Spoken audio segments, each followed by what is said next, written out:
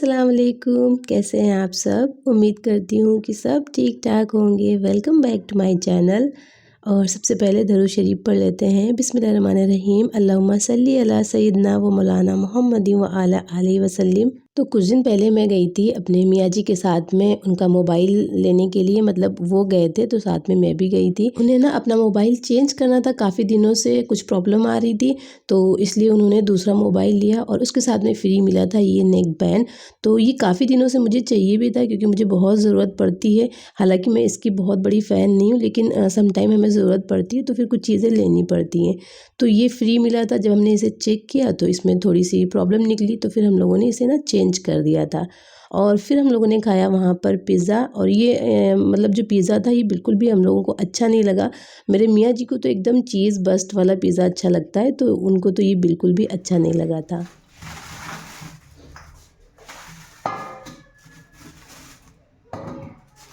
तो अब हो गया था नेक्स्ट डे, और मुझे ना आज बनाना था गाजर का हलवा, क्योंकि इस बार ठंड में मैं बिल्कुल भी गाजर का हलवा नहीं बना पाई थी। तो मैंने यहाँ पर ढेर सारी गाजरें ली थी, करीब 2.5 किलो थी ये गाजर, करीब नहीं एग्जैक्ट 2.5 किलो थी। और इसको मैंने वॉश करके सूखने के लिए रख दिया था, अच्छी तरह से वॉश किया था। साथ में मेरा जो ये लिक्विड डिस्पेंसर है ना, तो इसमें लिक्विड भी ख़त्म हो गया था डिश वॉशिंग का, तो इसमें मैंने लिक्विड डाला और थोड़ा सा मैं इसमें पानी भी ऐड कर देती हूँ। इससे क्या होता है कि जो लिक्विड है वो पूरा पूरा यूज़ नहीं होता है, तो जल्दी ख़त्म नहीं होता है, और पानी थोड़ा सा ऐड कर देती हूँ तो थोड़ी सी मतलब बचत भी हो जाती है। तो एक हाउसवाइफ होने के नाते ना हम लोगों को ये धीरे धीरे सारी चीज़ें आ जाती हैं कि कैसे हम लोगों को घर चलाना है, मैनेज करना है, कैसे बचत करनी है। तो वही मैं कर रही थी यहाँ पर, और इसमें थोड़ा सा पानी ऐड किया तो ये काफ़ी ज़्यादा दिनों तक चल जाएगा।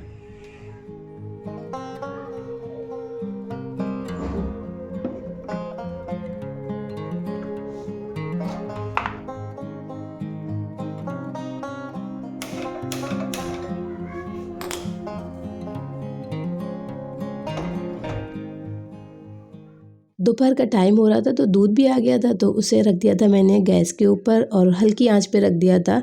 तो वो धीरे धीरे पकेगा और साथ में मैं बाकी के जो काम है वो करती रहूँगी। तो इसी तरह से मेरा जो पूरा सुबह से लेकर शाम तक का रूटीन है वो चलता रहता है, और आज मैं आप लोग के साथ में वही पूरा अपना रूटीन शेयर करने वाली हूँ। तो ये देखिए यहाँ पर जो मैंने नगेट्स बनाए थे लास्ट वीडियो में, तो वो फ्रीज़ हो चुके हैं, और अब मैं इसे निकाल कर एक कंटेनर में रख दूँगी। तो इस तरह से फ्रीज़र में रख दूँगी मैं, तो ये काफ़ी दिनों तक चलेंगे। इस तरह से आप इन्हें बनाकर रमज़ान के लिए भी स्टोर कर सकते हैं, और जैसे मैंने चिकन में बनाए हैं वैसे आप पोटैटो नगेट्स भी बना सकते हैं। मार्केट में ईज़िली अवेलेबल है, लेकिन घर का बना हुआ हो तो ज़्यादा बेहतर है। तो इसीलिए मैंने ना ढेर सारे बना लिए थे, और ये हम लोग तो ज़्यादा खाते नहीं हैं, सिर्फ बेटे के लिए बनाए थे, और तो उसको ना लंच में दे दिया या कभी स्नैक के टाइम पर दे दिया, तो बाहर की चीज़ों से भी बचेगा और घर में वो हेल्दी खाना भी खाएगा।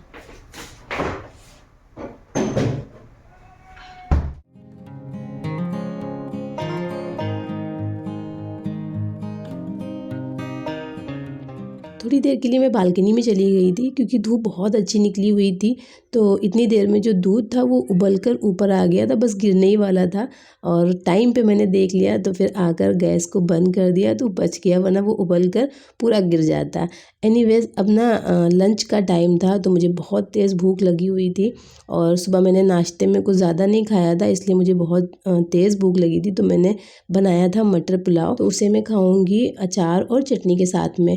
हालांकि मुझे अचार नहीं खाना चाहिए, लेकिन क्या करूँ, कुछ नहीं खा रही हूँ सैलेड वगैरह, तो फिर थोड़ा सा अचार खा लेती हूँ, क्योंकि अभी मुझे ना नज़ला वगैरह ठीक हुआ है, और फिर से खाऊंगी तो फिर से कहीं ना हो जाए। एनीवेज़ ये जो अचार है ना, ये मेरी पुप्पी ने बना कर दिया था, वो बहुत ही टेस्टी अचार बनाती हैं। तो जब मैं उनके घर गई थी तो मैं उनसे लेकर आई थी कि पुप्पी आप मुझे ये वाला अचार दीजिए। मैं भी बनाती हूँ, मेरे पास भी रखा हुआ है, लेकिन वो जो पुराने लोगों के हाथ का टेस्ट था ना, वो अब नए अचारों में नहीं आता है। तो मेरी पुप्पी बहुत अच्छा बनाती थी, तो इसलिए मैं उनसे लेकर आई थी। और एक वो लाल वाली मिर्च का जो भरवा अचार होता है ना, वो भी बहुत टेस्टी बनाती हैं। तो अब मैं कर लेती हूँ फटाफट से लंच, और ये मटर पुलाव बहुत टेस्टी बना था, बहुत सिंपल सा मैंने बनाया था और बहुत टेस्टी बना था। तो मैं फटाफट से लंच करती हूँ, उसके बाद में मैं गाजर के हलवे का जो प्रोसेस है उसे कंटिन्यू करूँगी।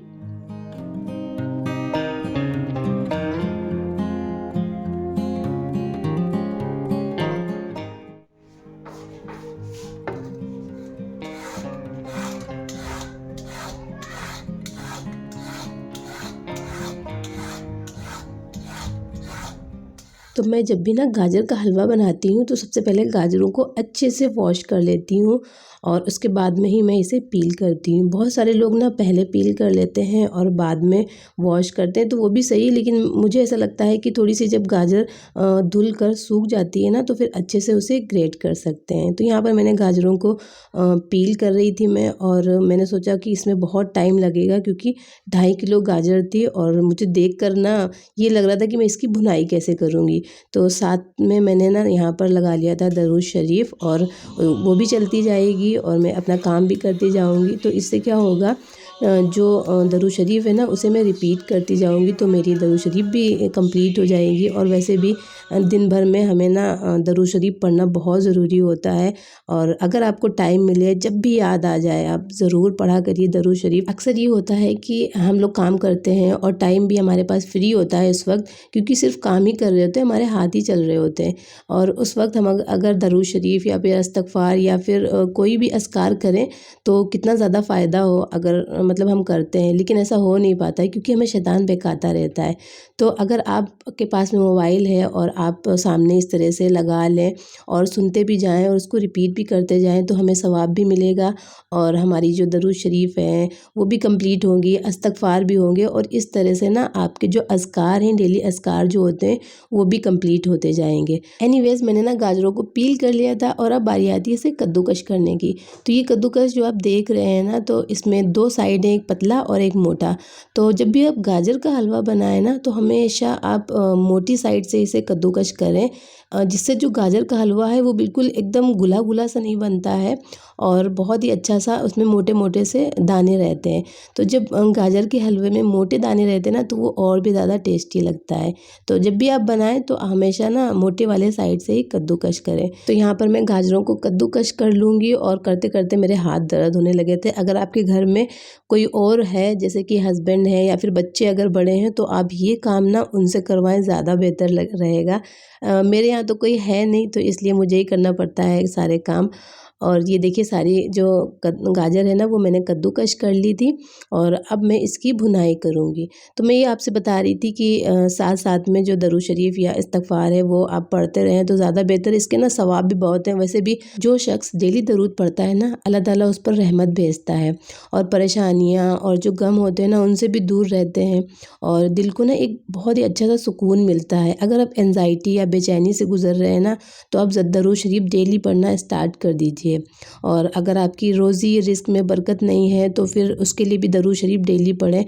रिस्क और रोज़ी के जो रास्ते हैं ना वो आसान होते हैं, छोटी छोटी चीज़ों में भी बरकत होती है, दुआ कबूल होती है। दुआ से पहले और दुआ से बाद में दरूद शरीफ ज़रूर पढ़ा करें, क्योंकि दुआ की कबूलियत का ज़रिया बनती है दरूद शरीफ, और गुनाह भी माफ़ होते हैं। दरूद गुनाहों का ना बहुत ही अच्छा कफ़ारा बनती है और दर्जे भी हमारे बुलंद होते हैं, और हमारे नबी करीम सल्लल्लाहु अलैहि वसल्लम की शफ़ाअत नसीब होती है। और कहते हैं कि क़यामत के दिन रसूलुल्लाह सल्लल्लाहु अलैहि वसल्लम के करीब होने का सबब भी बनती है दरूद शरीफ। दिल साफ़ और रोशन होता है, हसद, गुस्सा, नफ़रत जैसे जज्बात कम होते हैं और मुश्किल काम आसान भी हो जाते हैं दरूद शरीफ पढ़ने से। चाहे घर का मसला हो या ज़िंदगी का, दरूद से आसानी आती है। अल्लाह और रसूल सल्लल्लाहु अलैहि वसल्लम की मोहब्बत बढ़ती है। दरूद पढ़ना मोहब्बत का ना इज़हार करना है एक तरह से, और दरूद ना पढ़ना ना बुख़्ल और कंजूसी कहा गया है। इससे ना हिफाजत होती है। छोटी सी नसीहत है कि अगर आप रोज़ाना कम से कम 10 मरतबा सुबह और शाम दरूद शरीफ ज़रूर पढ़ें। अगर ज़्यादा मुश्किल ना हो तो 100 मरतबा पढ़ लें, बहुत ज़्यादा बरकत होगी इंशाअल्लाह। और अगर आपको दरूद शरीफ बड़ी नहीं याद है, मतलब दरूद इब्राहिम नहीं याद है और कोई दरूद शरीफ नहीं याद है, तो फिर आप ना खाली सल्लल्लाहु अलैहि वसल्लम भी कह सकते हैं। अल्लाह ताला नियत देखता है और उसकी बरकत भी देता है। तो अगर आपको दरूद शरीफ नहीं आते, बहुत सारे ऐसे लोग होंगे जिनको दरूद शरीफ नहीं आती होगी, तो पहली बात तो आप उसे याद कर लीजिए, और अगर फिर भी नहीं याद होती है तो फिर आप ना सल्लल्लाहु अलैहि वसल्लम बहुत ही छोटी सी है और वो आप रोज़ाना पढ़ें कम से कम 10 मरतबा, और ज़्यादा से ज़्यादा 100 मरतबा, 200 मरतबा, जितना आपको आपके वक्त में बरकत हो उस हिसाब से आप पढ़ें। देखिएगा इंशाअल्लाह कितने ज़्यादा फ़ायदे होते हैं। तो आज से ही आप दरूद शरीफ पढ़ना स्टार्ट कर दीजिए। रमज़ान भी करीब है, इसी तरह से आपकी प्रैक्टिस भी हो जाएगी।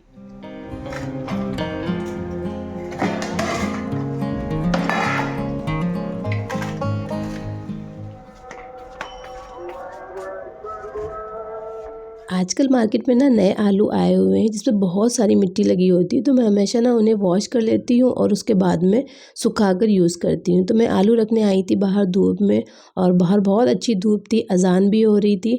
तो मैं थोड़ी देर खड़ी हुई, अज़ान सुनी, थोड़ी सी धूप ली, विटामिन डी ली, और उसके बाद में मैं आ गई थी किचन में अपना बाकी का जो काम है वो करने के लिए।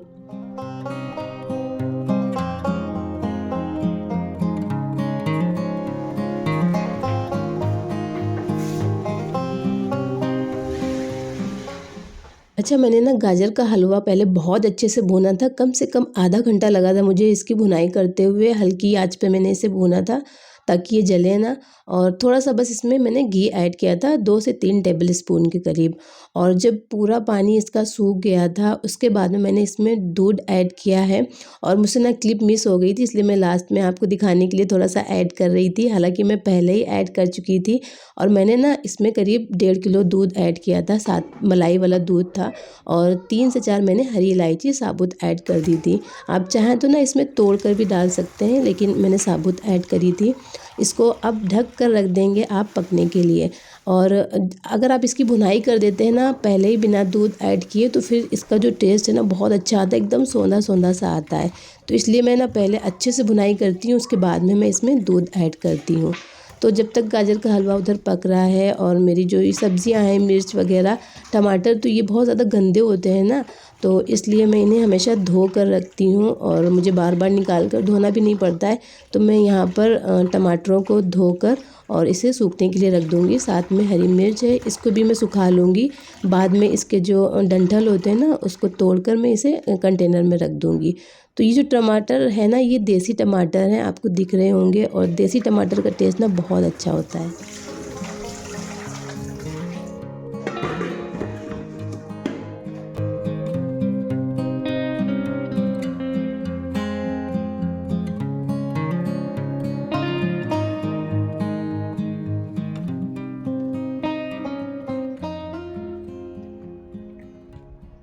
आज मैंने ना सुबाई मशीन लगा दी थी, क्योंकि मुझे बहुत सारे कपड़े धोने थे, और सर्दियों में ऐसा होता है कि बहुत कपड़े निकल आते हैं एक बार में, क्योंकि हम लोग ना लेयरिंग में कपड़े पहनते हैं। नीचे इनर होता है, स्वेटर होते हैं, जैकेट्स होते हैं, शर्ट्स होती हैं, तो इसलिए ढेर सारे कपड़े इकट्ठा हो जाते हैं। इसलिए मैंने ना सुबाई मशीन लगा दी थी। तो मैंने आधे कपड़े जो पहले धुले थे वो ऊपर डाले थे, और बाकी के आधे मैंने ना नीचे सूखने के लिए डाले थे। तो शाम का वक्त होने लगा था, तो मैंने सोचा चलो पहले कपड़े उतार लेते हैं, वरना थोड़ी देर और अगर लगी तो फिर कपड़े फिर से नम हो जाने हैं। तो मैं कपड़े उतार कर नीचे लेकर आई थी, और फिर मुझे ना याद आया कि मुझे ड्राई फ्रूट्स भी कट करने हैं, तो मैं फ्रिज से निकाल कर ड्राई फ्रूट्स कट करने लगी थी। और मैं ना हमेशा ड्राई फ्रूट्स जो होते हैं वो फ्रिज में ही स्टोर करती हूँ। इससे वो ज़्यादा दिनों तक चलते भी हैं, वरना उसमें ना एक ऑयली वाली स्मेल आने लगती है, तो वो बिल्कुल भी अच्छी नहीं लगती। अगर आप बाहर रखें, चाहे जितना आप एयर टाइट में रखें, अगर ज़्यादा दिन के हो गए ना, तो फिर उसमें अजीब सी स्मेल आने लगती है। और ईज़िली कट भी जाते हैं अगर आप फ्रिज में रखते हैं ड्राई फ्रूट्स। तो यहाँ पर मैंने ड्राई फ्रूट्स कट कर लिए थे। और अब ये देखिए जो हलवा है वो ऑलमोस्ट ड्राई हो चुका है। अब मैं इसमें ना ऐड करूँगी मिल्क पाउडर, और ये बिल्कुल ऑप्शनल होता है, अगर आपके पास में है तो आप ऐड करिएगा, नहीं है तो कोई बात नहीं। मेरे पास था तो मैंने सोचा चलो ट्राई करके देखते हैं कि कैसा टेस्ट आता है। तो खैर अच्छा टेस्ट आया था, मैंने पहली बार ही डाला था इसमें। और मिल्क पाउडर डाला था ना, इसलिए मैंने ना इसमें शुगर थोड़ी सी कम डाली थी, बस 1 कप डाली थी। लेकिन थोड़ा सा फीका था, मतलब बहुत ज़्यादा मीठा नहीं था, वैसे भी हम लोग बहुत कम मीठा खाते हैं, लेकिन थोड़ा सा फीका था, तो मुझे थोड़ी सी और शुगर डालनी चाहिए थी। एनीवेज़ यहाँ पर जो ड्राई फ्रूट्स है वो मैं आधे ड्राई फ्रूट्स यहाँ पर फ्राई कर लूँगी घी में, और इसे ऊपर से डाल दूँगी, इससे बहुत ही अच्छा टेस्ट आता है। और बाकी जो थोड़े मैंने निकाले थे ना, वो ऊपर से गार्निशिंग में डालूँगी। तो इससे घी का भी टेस्ट आ जाएगा, और ड्राई फ्रूट्स अच्छे से फ्राई भी हो जाएंगे, तो बहुत अच्छा टेस्ट आता है। शाम हो गई थी ना, तो फिर वो बैटरी जो होती है ना वो भी लो होने लगी थी, तो मैंने सोचा चलो चाय बनाते हैं 1 कप और पीते हैं गरमा-गरम। अच्छा, मैं गर्मियों में ज़्यादा चाय नहीं पीती, लेकिन ठंड में मुझे बहुत अच्छी लगती है चाय, तो इसलिए मैंने चाय बनाई थी अदरक वाली, और मैं चाय पीऊँगी और साथ-साथ में अपना काम भी करूँगी। तो यहाँ पर ये देखिए जो हलवा था ना, उसमें मैं अब जो खोया बनाया था, मैंने लास्ट वीडियो में मैंने आप लोग को दिखाया था, तो वो खोया मैं इसमें ऐड कर दूँगी। और ये ना घर का खोया है, तो बहुत ही ज़्यादा अच्छा भी है। तो यहाँ पर मैं थोड़ा सा गार्निशिंग के लिए बचाऊंगी, बाकी मैं सारा इसमें ऐड कर दूंगी। और अब मैं इसमें ऐड करूंगी इलायची का पाउडर। मैंने ना इलायची इसीलिए स्टार्टिंग में उसको तोड़ कर नहीं डाला था, क्योंकि फिर उसके दाने अलग हो जाते हैं ना, तो फिर अच्छे नहीं लगते हैं। इसलिए मैं लास्ट में इलायची पाउडर डालूंगी 1 टीस्पून के करीब। और इसको ना अच्छे से मिक्स करूँगी, क्योंकि शुगर डाली है तो जो हलवा है ना वो थोड़ा सा पतला हो जाएगा, इसलिए आपको अब बहुत अच्छे से यहाँ पर भुनाई करनी है। तो ये देखिए हलवा बन गया था, और ये मैंने ना एक बाउल में निकाल लिया था अपने बेटे के लिए, क्योंकि उसको चाहिए था हलवा। और उसके बाद में मैं जब ये ठंडा हो गया था थोड़ा सा, तो फिर मैंने ना इसको डिश आउट किया था। तो आप देख सकते हैं इसकी फाइनल लुक कितनी अच्छी आई है, और कितना बेहतरीन बिल्कुल हलवाइयों वाला हलवा बना था। तो आप लोग ना इस तरह से बना सकते हैं, बहुत ही सिंपल है, कोई रॉकेट साइंस नहीं है, और बहुत ही सिंपल है, बहुत ही अच्छा बनता है। एनीवेज़ यहाँ पर ना मैं थोड़ी सी गार्निशिंग कर दूँगी, थोड़ा सा मैंने यहाँ पर खोया डाला है और ड्राई फ्रूट्स वगैरह डाल दिए हैं। और आप देख सकते हैं फाइनली मेरा इस बार ठंडियों का गाजर का हलवा बनकर तैयार हो गया है।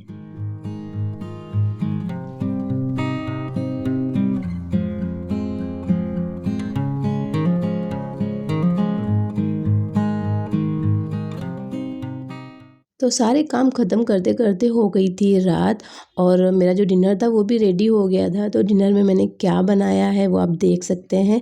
बहुत ही सिंपल सा बेसिक सा है। ये मैंने बनाए थे प्याज और टमाटर वाले आलू, मतलब प्याज वाले आलू हैं, और ये मेरे मामी की रेसिपी है। और ये जो मैंने बनाई थी अरहर की दाल बनाई थी। और ये जो आलू है ना बहुत ही टेस्टी बनते हैं। सारी चीज़ें मिक्स करके बस गैस पर रख दो और बन जाते हैं। साथ में था गाजर का हलवा, हरी धनिया टमाटर की चटनी और अचार। और ये जो मटर पुलाव दोपहर का बचा था उसे मैंने गरम कर लिया था, तो वो यूज़ होगा। और साथ में रोटी, मैंने चावल वगैरह नहीं बनाए थे क्योंकि मटर पुलाव रखे थे। तो ये था मेरा आज का सिंपल सा डिनर।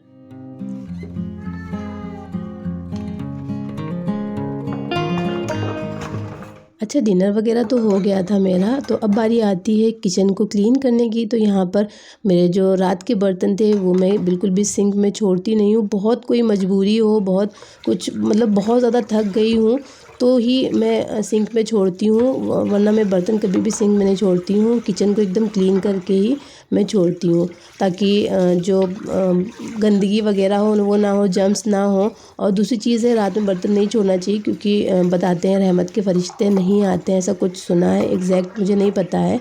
तो इसलिए मैं रात में ना बर्तन हमेशा धो लेती हूँ। तो यहाँ पर मैंने सारे बर्तन वॉश कर लिए हैं। किचन को भी मैं क्लीन कर लूँगी, जो भी मेरा कुक टॉप वगैरह गंदा होता है तो उसे भी मैं क्लीन कर लूँगी। और एक चीज़ और है कि अगर आप रात में किचन को क्लीन करके छोड़ते हैं ना, तो जब सुबह उठते हैं ना तो फिर आपको बहुत अच्छा फ़ील होता है। और वरना क्या होता है, अगर मैं रात में बर्तन वगैरह ना धुलूँ या फिर किचन ना क्लीन करूँ और जब सुबह उठती हूँ ना, तो फिर मुझे ना एंग्ज़ायटी जैसा होने लगता है, मतलब पैनिक अटैक आने लगते हैं देखकर किचन गंदा है। मैं सोचती हूँ कि कहाँ से स्टार्ट करूँ। तो इसलिए ना मैं कोशिश करती हूँ, चाहे जितना थकी हूँ, लेकिन मैं ये कोशिश करती हूँ कि मैं रात को ना किचन अपना अच्छे से क्लीन कर दूँ। और अगर अच्छे से नहीं क्लीन कर पा रही हूँ तो इतना तो कर दूँ कि मैं सुबह जब ब्रेकफ़ास्ट के लिए उठूँ तो मुझे किचन देखकर एंग्ज़ायटी ना फ़ील हो। तो इसलिए मैं ज़रूर क्लीन करती हूँ। छोटा सा किचन है, वैसे भी क्लीन हो ही जाता है, ज़्यादा मेहनत करनी नहीं पड़ती है। अगर आप जो क्लीनिंग है वो साथ-साथ में करते जाएँ तो ज़्यादा मेहनत ख़ैर नहीं करनी पड़ती है। एनीवेज़ यहाँ पर रात का जो खाना था वो मैंने रख दिया है उठाकर फ्रिज में। और वैसे बाहर भी मैं छोड़ सकती हूँ, क्योंकि आजकल ठंड का मौसम है, इतनी जल्दी कोई चीज़ ख़राब नहीं होती, लेकिन फिर भी मैंने सेफ़ साइड फ्रिज में रख दिया है। और ये जो गाजर का हलवा है ना, इसे भी मैं दूसरे बोल में ट्रांसफ़र कर लूँगी, ताकि फ्रिज में मैं इसे रख सकूँ। और ये इतना ज़्यादा गाजर का हलवा है ना कि मेरी जो ठंड है ना वो पूरी पूरी कट जाएगी, मुझे दोबारा बनाने की ज़रूरत नहीं पड़ेगी। और थोड़ा-सा ना मैंने अपने घर पे भी भेजा था, क्योंकि बाई चांस मेरे जो भाई थे वो आए हुए थे, तो मैंने सोचा चलो घर पे भी थोड़ा भेज देते हैं। तो वहाँ पर भी भेजा था मैंने ये, और ये बहुत सच में बहुत अच्छा बना था। तो एक बार आप लोग ज़रूर इसे बनाइएगा। तो यहाँ पर मेरा सारा काम हो गया है डन, और अब मैं जाऊँगी अपनी इशा की नमाज़ पढ़ूँगी।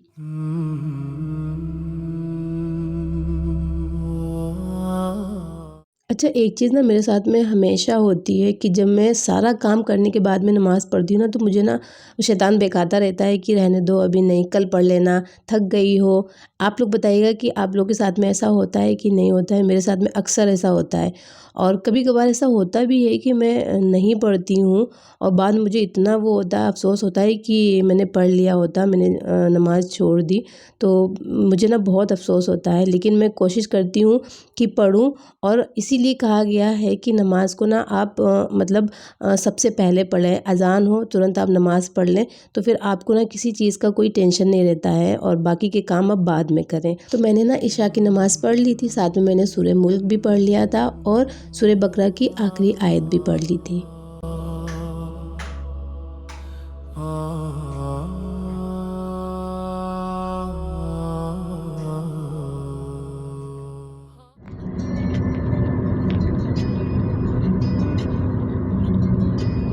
अच्छा, आप लोग सोच रहे होंगे कि अचानक से मैं कहाँ निकल पड़ी हूँ। तो ये जो क्लिप है ना, ये कुछ टाइम पहले की है। मैं गई थी एक शादी में और मुझे जाना था कानपुर एक्चुअली, तो मैं वहाँ जा रही थी और तो मैंने ना रास्ते में ये शूट किया था, तो मैंने सोचा आप लोग के साथ में भी शेयर कर देते हैं।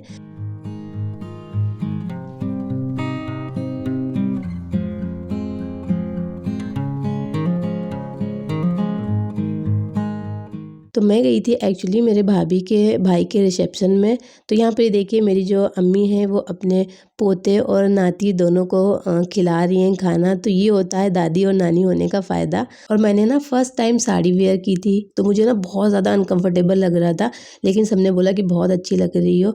एनीवेज़ यहाँ पर सबसे पहले जाते ही हम लोगों ने कॉफ़ी पी क्योंकि बहुत ज़्यादा ठंड थी। फिर यहाँ पर ये थोड़े से फ्रेंच फ्राइज़ फिंगर्स बोलते हैं जिन्हें, वो खाए थोड़े से और गरमा-गरम गाजर का हलवा खाया। फिर ये गरमा-गरम मैंने ना सीख कबाब खाए जो कि मेरे बहुत ज़्यादा फ़ेवरेट है और उसके बाद में मैंने ना खाना वगैरह कुछ नहीं खाया था क्योंकि इतना ज़्यादा स्टार्टर ही हो गया था और लास्ट में मैंने फिर से एक कॉफ़ी पी। और अब बारी आती है ब्राइड और ग्रूम की एंट्री की, तो मैंने सोचा एक क्लिप आपके साथ भी शेयर कर देती हूँ। तो ये था मेरा आज का व्लॉग। उम्मीद है आपको मेरा ये व्लॉग पसंद आया होगा। अगर पसंद आया तो प्लीज़ इसे लाइक करें, शेयर करें और चैनल को सब्सक्राइब करें। अपना ढेर सारा ख़्याल रखें, दुआओं में मुझे याद रखें। अल्लाह हाफ़िज़।